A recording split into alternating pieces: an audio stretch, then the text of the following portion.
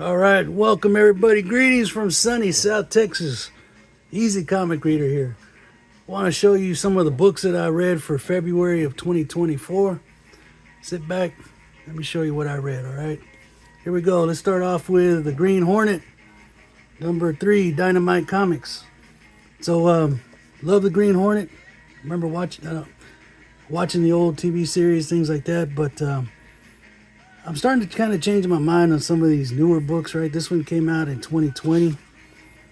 So I picked it up for $1 somewhere. Can't remember where, but I got it. So when I opened it up, started reading it, I was kind of looking at that artwork, y'all, and I was like, not really for me. All right. But there is a backup story. I mean, that's kind of cool, but not again. Like I said, when I started reading, going towards the back, this backup story, now that's good stuff. Especially this page right here. Loved it so much, I put it on Instagram. So, shout out to the artist, Travis Mercer. Rod D. Mercer, if y'all know who that is. Anyway, that's Green Hornet. All right, next we got from the 80s. We go from 2020 to 1980, 85, 82, somewhere around there. Anyway, Eclipse Monthly. Shout out to Psychotronic Squirt Gun. We dig these 80s indies books, and this is more of an anthology series. So you got that sweet looking cover on the front, man. Boy, I'm gonna pick this up all day. All right, so go to that feature story, Rio. I mean, look at that artwork. You don't see, well, I don't know. I don't read too many new books, but I don't see this anymore. I don't see this type of style. Shout out Jimi Hendrix. All right, but this is it, man. This is it. This is why I'm searching out these 80s indies. You still have these guys that grew up on the 40s and 50s and 60s comic books. They come of age. They make comic books themselves, and they're going to put their heart and soul into it. So I'm sorry for but dude, look at that. Look at that. I'm going to pick these up all day. All right, so now we got Walt Disney's Rob Roy. Probably, 50s, 50 somewhere. Now I'm going to take this one out of the bag because I've seen some better days. I had to turn these pages nice and carefully, right? But 10-cent comic, Rob Roy, got to pick it up. You get them for a couple bucks. Even in this condition, you're doing yourself a favor, all right? Boom, here we go. Superman, number 236. All right, so I'm buying books not all the time, but yeah, I buy my fair share of books, and I get them, I put them away.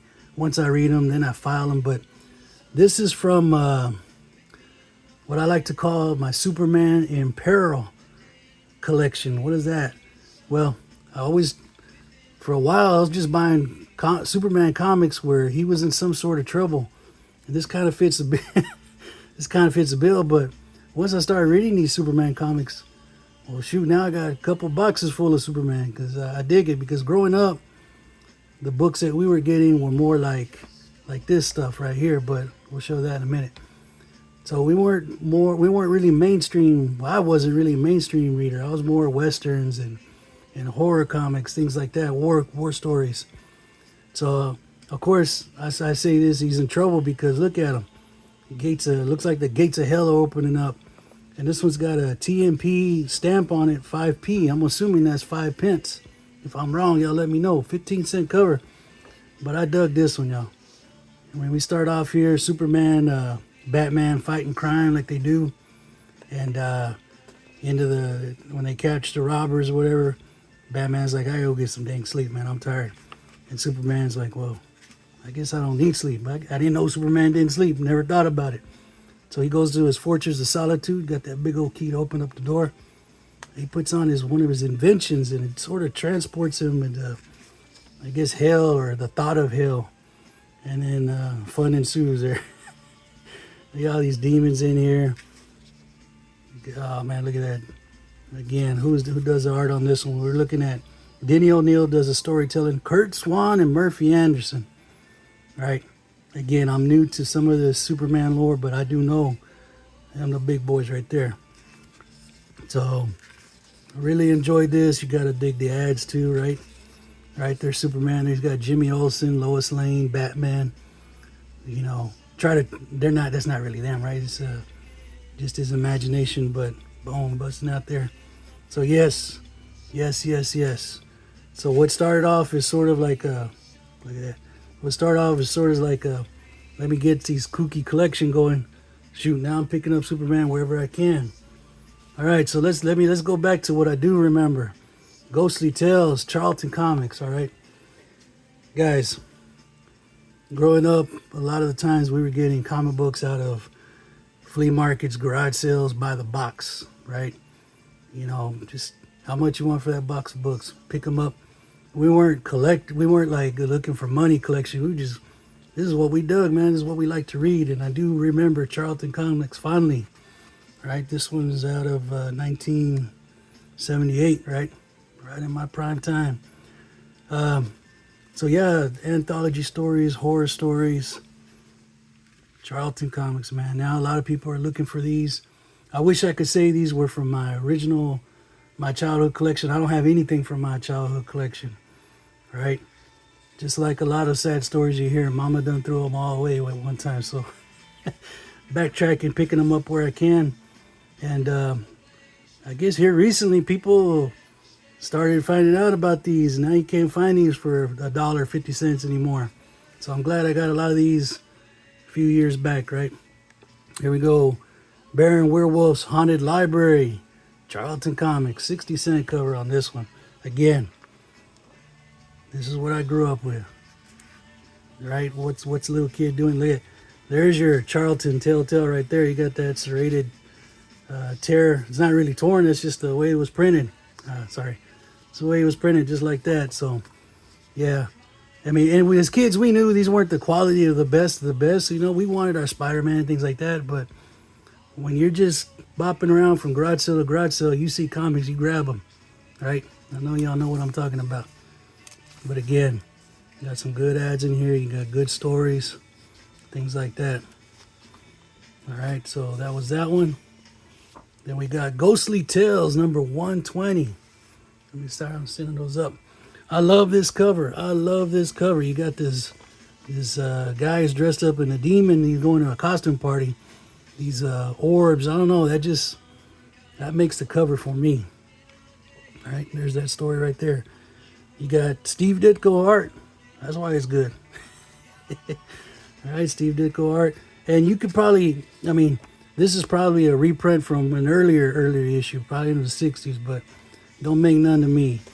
As long as I read the story, Joe Gill, Larry Englehart, I'm happy. I'm happy. Y'all remember transfers? Y'all remember iron-ons? Remember go to the store or go to maybe the mall and get those? But anyway, good stuff right there. And then we got Subhuman, number 4. Thought it was kind of a cool cover, right? But as far as story rise, I could probably pass on the next one. So I'll probably see if any one of my trading buddies wants this. I'll gladly let you share that with them, okay? All right, here we go. X-Men number 67. I believe X-Men Comics started reprinting stuff from earlier in issue 64, maybe 64, 63. But anyway, this one, number 67, I guess it's the telling. I don't know if it's a first appearance of Juggernaut, but this is good stuff right here. First, it's new to me. Not a big X-Men reader, but when I find books like this, yeah, I'm going to pick them up. All right. The origin of Professor X, right, tells his origin, but it's also talking about Juggernaut, and you know, it was his brother. But anyway, I was kind of laughing when I was reading this one because you got Juggernaut coming on the scene. All the X-Men are like, what are we going to do? What are we going to do? He's breaking through all our defenses. And old Professor X like, well, let me tell you a story. No, hey, we got to get this guy. We're about to be attacked. No, hold up. Let me tell you the story. So Stan Lee at his best, right? Jack Kirby. So anyway, I like it. It's actually, I believe it's 2 comics in one. But again, if some people don't want these old X-Men retellings or reprints, hey, pass them this way. I'll take it. All right, here we go. Jonah Hex, number 15. Picked up a lot of these not too long ago. A few issues of Jonah Hex. We got David Michelinie. I'm probably saying that wrong. David Michelinie. Vicente Alcazar on the art. But yeah, guys, big fan of Jonah Hex. That's Jack Davis, right? Am I right or wrong? Yeah, big fan of Jonah Hex. We'll sit there and read these all day. I've got a few more to go through from that lot that I picked up. Good stuff, good stuff. Look at that. Cinnamon, Shazam, Human Target. I want to find some of these books. I've never read a Human Target book. Well, that looks cool to me. All right. Good stuff. All right, then. So one of Triple C, Cheap Comic Collector, he does claim sales every Saturday. So I looked at the All-Star Western featuring Jonah Hex. So I said, yeah, let me pick that up. Let me see what this is about. When this first came out, I don't know, 2008, 2009, I picked up the first few issues. And then I kind of let it drop off. But so when I opened this one up, anticipating reading a good Jonah Hex story, but art wasn't really for me, right? So, but you know, I'm gonna read it all the way through. I paid good money, even though it was $2. I paid good. To me, that's good money, so I'm not gonna let it go down the drain. If I didn't like it, I'll trade it with somebody, pass it along to somebody. You know, it's gonna go into the hands it needs to go into later on. So I'm reading through it. Then I get to the backup story. It's a Tomahawk backup story right down there. Oh my God, I'm keeping this book. This is beautiful. Got some beautiful artwork. Right? Can you get it to the credit page? There you go, Tomahawk. We've got Justin Gray, Jimmy Palomati on the writing, and Phil Winslade, if I'm saying that correctly. This is beautiful. I am looking for the continuation of this backstory. Sometimes the backstories are better than what's featured on the cover. In this case, that's what's going on with this one. Jonah Hex. All right, we got Dynamite Comics, Flash Gordon #4. Again, I'm going to give new comics a shot. I don't know. It's probably like 2008, and that's still new to me. We're looking at 2014. Big fan of Flash Gordon. I like the art in this one. I see any more of these books floating around out there, I will definitely pick them up. And I know sometimes they change the artists on these, but that's good stuff. I like that. I like that. Good story on this one too. Definitely look for this one. All right. Now, let's get into some of these. Horace H. Hoover. All right, so a little story on this right here. Alterna Comics. I do buy new books, and I buy them from this company. Small little publisher up in, I believe, New Hampshire. I think they've been around for about 18 years. I just discovered Alterna Comics through watching Horror Mike's show. Shout out to Horror Mike. And Horror Mike featured another artist about a year ago, told me about Alterna Comics, and so I started looking at them. And this right here, Horace H. Hoover. How do we describe Horace? Well, he's got the Hoover vacuum cleaner for a head. At this point, all I say is this: good book put out by Fabrizio Aiello, right? Now, what happened here recently, Fabrizio he went away from Alterna. He's going to start his own. And this is actually part of a five-part miniseries that he's working on. So I got 1 and 2 from Alterna. Fabrizio's going to put out 3, 4, and 5 on his own. Can't wait for it. Cannot wait for it. As a matter of fact, I was watching Fabrizio's channel. He was doing some inking, and at the end of the video, he did just a giveaway on that artwork, and I won. I was like, what? So that's gonna be my first piece of artwork when it comes in. I'll show it to y'all. But anyway, back to Horace H. Hoover, man. Paranormal detective, great story. Cannot wait for that's an ad, by the way. That's the good stuff right there.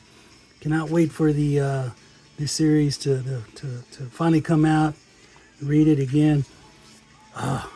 Good stuff right here. And I'm gonna show you this one, issue number 2. This is the last one put out by Alterna. But look at issue number 2. Look at that. Look at that. This is called The Great Library of the Sightless.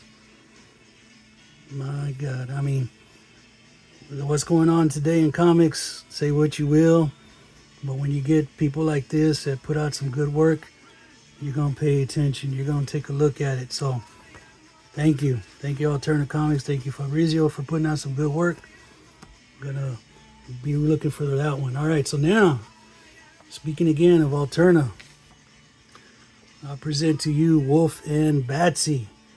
Mr. Brian Ball puts out Wolf and Batsy. Again, nothing bad against Alterna. He started off with Alterna. He started publishing with Alterna, and now he's on his own. I back the campaign. He's coming out with issues 10, 11, 10, 11, 12 maybe, or it might be off one or two. But I've got the first issues that were put out by Alterna of this story right here, Wolf and Batsy. Black and white art. Beautiful book. Beautiful book. If you don't know who Brian Ball is, go check out his channel. He's doing some commentaries on these first few issues. He's telling you what his influences are, what he's all about. And this is good stuff. Like I said, this is the title that Horror Mike featured one night. Looked very interesting. I saw it out of Alterna Comics. I said, what y'all about? I picked it up, and I haven't looked back since. And again, Brian's got a campaign going to back up the next 3 issues. I'm definitely there, man. I'm there. What's cool about these, you get these little, I guess, gag ads. Captain Bloodclot's famous novelties, right? If you remember the old advertisements in the old comics, right? You see some, but they got a little twist to them, right? So good stuff, man. I love this stuff. So I reread issue 1, issue number 2, which is right here. Beautiful covers, y'all. As a matter of fact, I watched the video today where he talked about how he composed this cover. That's, well, I'll let y'all watch it. But again, Wolf and Batsy. You like horror, you're going to dig this. You're going to dig it. You want to support indie comic creators, you're going to go pick up this stuff right here. So there's issue number 2. We got issue number 3. I know some of y'all out there are going to like these if you give them a shot. Can't go wrong with these. All right. Come on now. And issue 4, like I said, I've got the other ones in those boxes over there. And I'm going to reread them probably 2 or 3 more times just to get pumped up for that. When by the way, the backing has been over 100% back, and the next few issues are coming out. Mine's coming later. All right, here we go. Got to pick up some Spider-Man to read if I'm going to throw some random books in my stack. So I got some Spider-Man Classic right here. Of course, the cover looks like that, but you're going to get Stan Lee, Steve Ditko. You know, you watch, you pay attention a little bit what's going on in comics. This stuff goes for big money. Not this book, but the originals. And yeah, who wouldn't love the original Amazing Spider-Man? But guys, if you want to just read, you want to read where it all began, you want to read Stan Lee, you want to look at, you want to appreciate some of Steve Ditko's art, Jack Kirby's art, just go get some reprints. These are everywhere. You can find the reprints. It may not be locked up in a case of glass, but you can actually open these and you can read them and you can have fun. You can learn your Spider-Man lore. You can appreciate where this all began. So read Spider-Man Classics number 5. Also read Lethal Foes of Spider-Man issue number 2 and issue number 3. Again, I'll just grab stacks of books, put them out before me. What am I working with here? All right, so here we go. Lethal Foes of Spider-Man. Who does this? All right, it's going to be one of those where it's buried up in the front somewhere. All right, anyway, look at this one, right? Come on now, who did it? Somebody tell me who did this. Here we go. We got David Fingeroth as a writer, and Keith Pollard, he goes back a ways, and David Ballard who's doing the pencils on this. Anyway, right? You're gonna read Spider-Man. I'd read it and I dig it no matter what era it's from. And yeah, you want the originals, but Some of this is not bad. Some of this, well, the newer stuff. I heard it was good. I don't know. I'll probably read it in another 10 years when it's real nice and old. All right, here we go. We got a trade from Cheap Comic Collector. I picked up Wally the Wizard, issue number 3, issue 11, and issue 12. Okay, these are about what you expect from something from Star Comics. All right, you're gonna get pretty much made for little kids, but we're all little kids at heart, right? So yeah, it's about what you expect. You're gonna have some funny little stories. You're gonna have little adventures going on. But hey, if I can give Rob something that I've read and you know he's happy with it, or maybe he can make a few bucks on it in one of his claim sales, more power to him. I get to pick up some of his stuff from the 80s. This came out in 85, so I was dang, how old was I? 12 years old, and well, was it 12 years old? Yeah, 12 years old. 85, so yeah, I was around. But again, I wasn't buying this because I think this came out in comic shops. And comic shops, I didn't see a comic shop till about 87. So I would probably wouldn't buy this at that time, but I'm getting it now, right? Happy to have him. Wally Wizard. Oh, and I bought him, or I traded him because of this one cover right here. Look at that. It's got this monster, sea monster out there. I saw that and I said, well, you know what? If I'm going to trade him for this one, let me see what else he has for this title, and just to get to know it a little bit more. That's what I like to do. Something I've never read before, take a chance on it. All right, here we go. Now we've got Cole, Dark Horse Comics, number 5.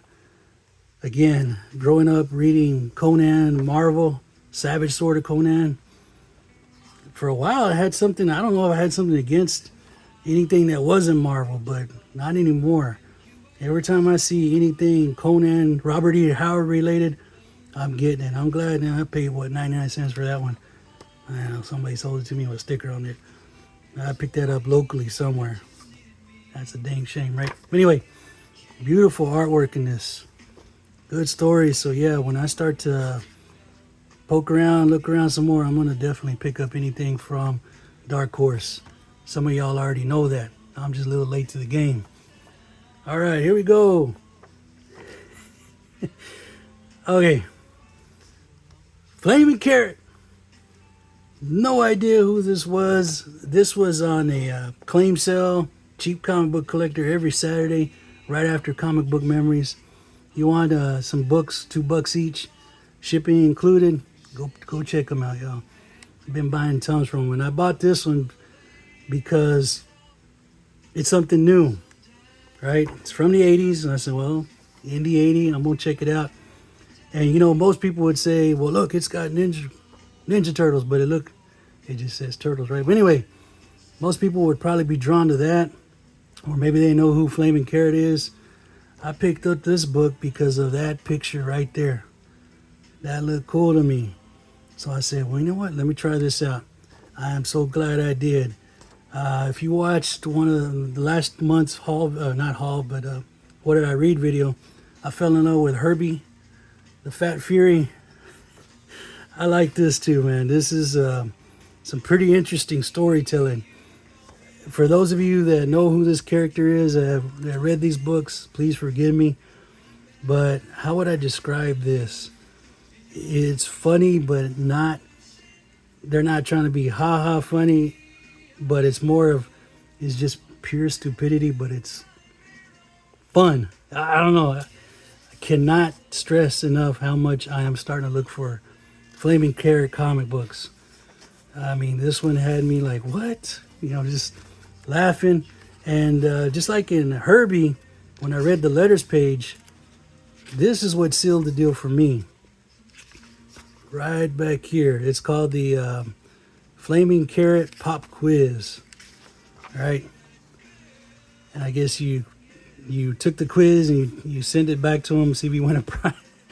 But the questions on here are just so dumb. It didn't take me long to realize that there's no right answers to any of these, man. It's just fun. So yes, I know I did a terrible job of explaining Flaming Carrot number 26, but I dig it. I love it. Can't wait to find more. Okay, next we got Sorcery, Red Circle Comics, Sorcery number 8. Again, take me back to the good old days. Take me back to the times where this was in those boxes, stuff like this. We had these off the wall. To me, they were off the wall. They didn't look like anything that was showing on TV, but I read them. And my uncle would pick these up, and then once he was done reading them, I was picking them up. But yeah, I did a IG on this as well. If you're interested, go look at it. Can't say anymore, man. This is where I live right here, man. Red Circle Comics, Sorcery. Okay, then I read Atari Force number 2. Again, new to me. Jerry Conway, Jose Luis Garcia Lopez. Atari Force. Again, one of those series I don't remember getting back as a kid, but I did. I got these from Triple C again, Cheap Comic Collector, and I liked it. I liked this first. I got a few more that I need to read, but I did enjoy it. But when I got to the end here, to one of these character profiles, where'd it go? I said, "Oh, okay."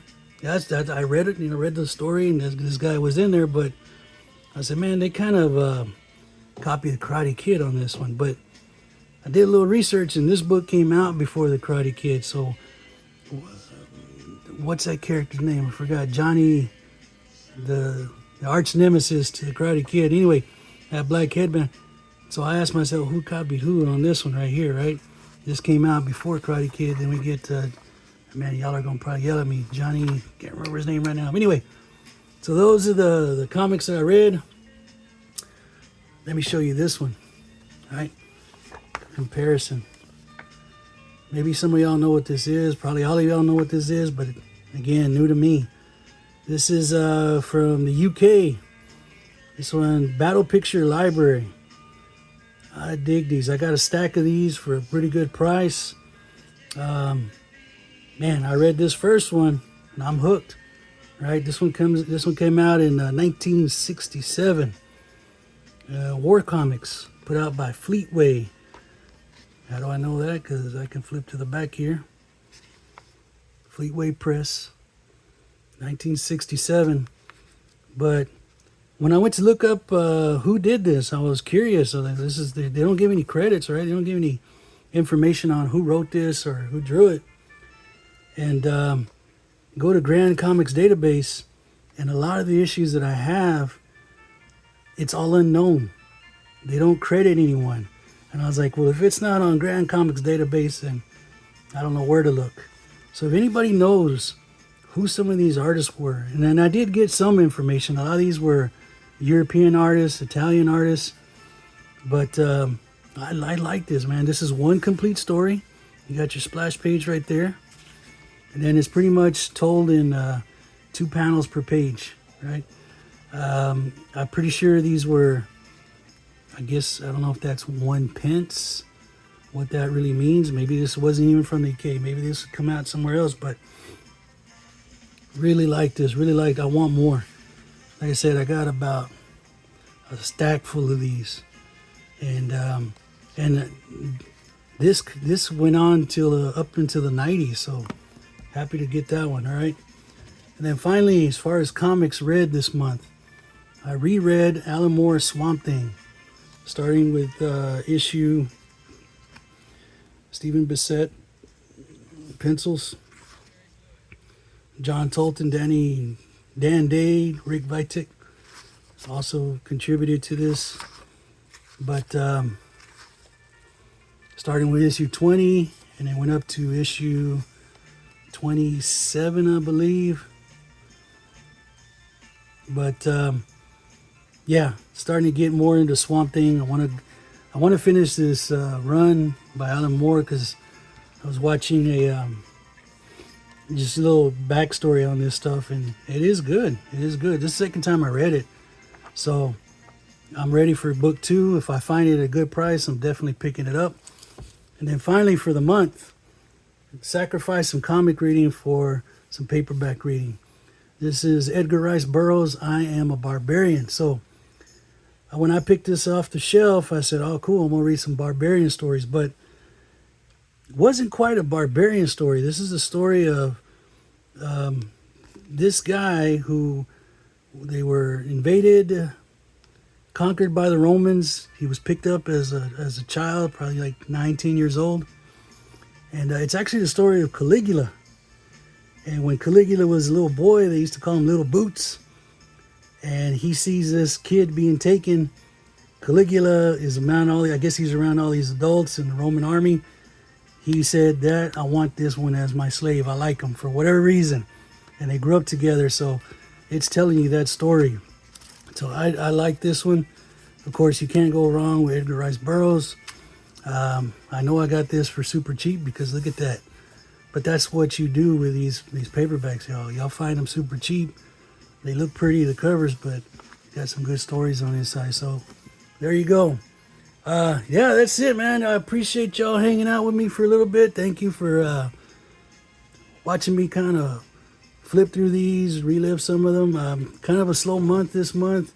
Work picking up, things like that. But yeah, I'm looking forward to March, see what I pull out of these boxes, and I'll check in back with you in about a month or so. So thank y'all. Appreciate it. Y'all take care now.